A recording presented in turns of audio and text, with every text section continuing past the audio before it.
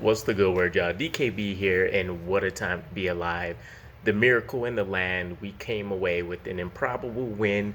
I seen something that said ESPN's win predictor said that the Cleveland Browns had a 99.99% chance of winning, and the Jets were able to find that 0.01% and make it happen. So here's the game recap. I'm going to cover some of the main highlights over everything, and then there's just a bunch of crazy key stats that I've seen after the Jets secured the win. So let's start it off with Braden Mann, for one. I think he was one of the players that undoubtedly had the hottest seat in the league. That 20-yard shank punt that we seen from last week absolutely had him on the chopping block. I felt like every Jets fan across the globe wanted to have his head, and we see him absolutely come back. Even though we found out during the week that he was suffering from some kind of back soreness, people were very against Braden Mann returning to this roster, and he undoubtedly showed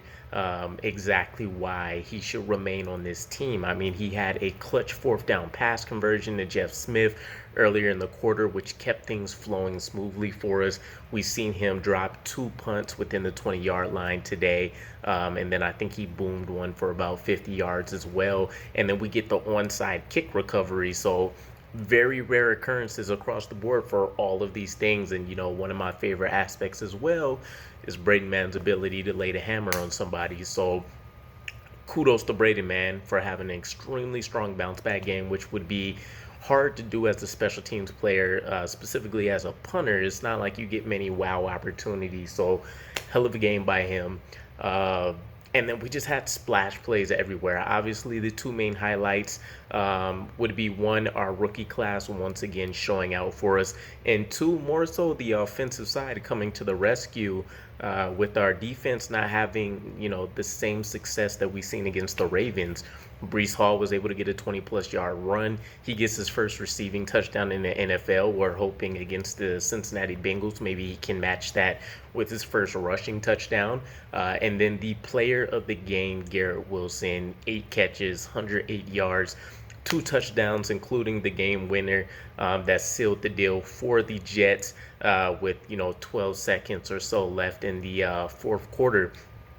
Absolutely crazy. And one of the highlights everybody's talking about is that clutch miss that he had on third down in the fourth. He bounces back to catch the game winner.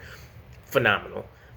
Garrett Wilson has exceeded all the expectations that I had, considering I was a huge Drake London fan. And I think he's proving that he, might be leading the way in the Offensive Rookie of the Year discussion after a performance like this. He doesn't seem like he's shying away from the spotlight whatsoever, which is something I absolutely love. And then there's a few factors that also went into this W, courtesy of the Cleveland Browns, and I will absolutely take it. The folk hero Cade York from week 1 ended up having a huge impact on this game with the missed extra point attempt. Thank you 100 times over for our securing us basically our first win in September since 2018. And then there was 2 other plays, and I think this was just a matter of effort. I think this showed me the line between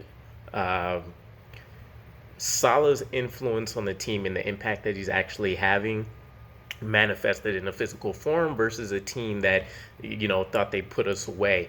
It was the Corey Davis touchdown, and people are calling it a busted coverage, but when you go back and look, they were never even expecting, almost like there was going to be a deep shot down the field.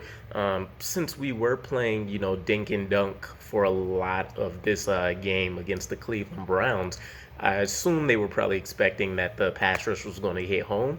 But Corey Davis goes for 66 yards. We get the touchdown to put us 6 away from tying it up.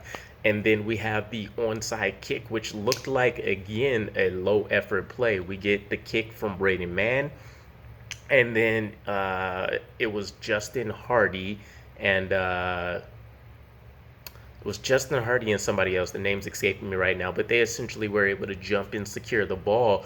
And again, when you go back and you watch the highlights for that, you can kind of see a couple Browns guys standing around kind of aloof.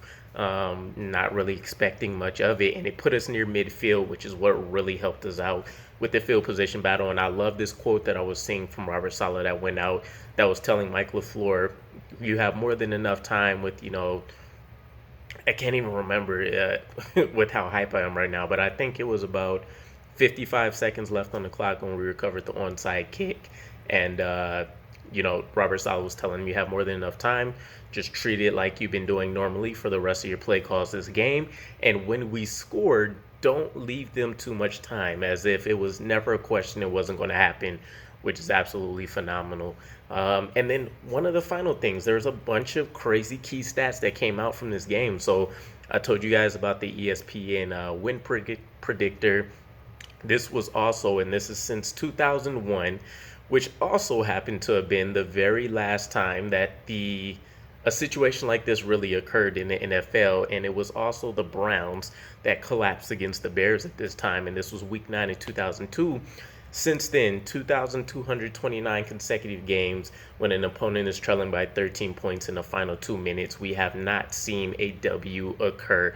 The Jets is the first team to do this since the Bears way back in 2002, which is awesome. On our side of history, this is also the first Jets quarterback since Vinny Testaverde in 2000 to pass for 300 yards and 4 touchdowns. And then one of the crazier ones, Ashton Davis's only snap in the entire game ends up being the game-sealing interception that he returns for 12 or 13 yards. So it was just a lot of fun, a lot of craziness across the board. Obviously, I'm in full Jets mode, so there's nothing negative I have to say or need or want to say about this game so far. We can say that for a later video. Obviously, it wasn't all gravy. Otherwise, this shouldn't be that much of a big factor, but it was an excellent showing from the Jets. I love the passion. I love the emphasis on playing hard throughout the entirety of it. I would say we should be able to start building a little bit of a rep for Comeback King between preseason and what we've been showing so far. And one of the most exciting things outside of getting our first September win in, almost 4 or 5 years is the fact that when you take a look at the division record, I think we're technically securing the last wild card spot.